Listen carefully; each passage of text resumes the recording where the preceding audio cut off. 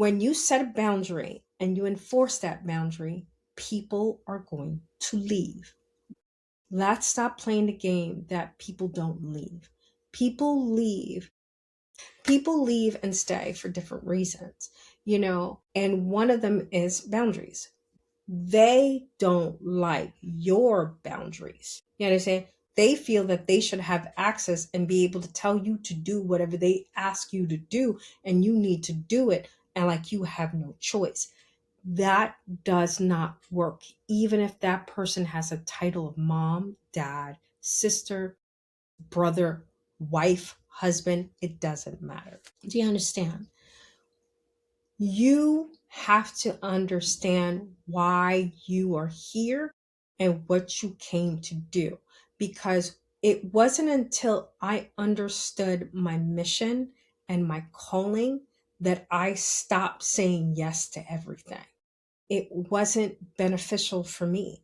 And the funny thing is, I didn't even say yes. It kind of was, people were just like handing me shit here, and I would catch it. I'd be like, oh, okay. And then I would run with it and go do whatever it needs to be done with it. And be like, or someone would just leave shit. And I'd be like, oh, who left this here? And I would pick it up and do whatever. And I was just like, and I didn't understand why I was broke, why I was exhausted, and why I was really angry. I didn't. I was angry, broke, and fed up for a really long time. And it wasn't until I really started to communicate with my SGS squad, and they were like, what are you doing? Like, it was like that was the year I got help others, but focus on yourself. When you can help others, you can be there for other people. You can be there as a support system. You can be there as financial support. You can help. Help is limited, and help has an expiration date.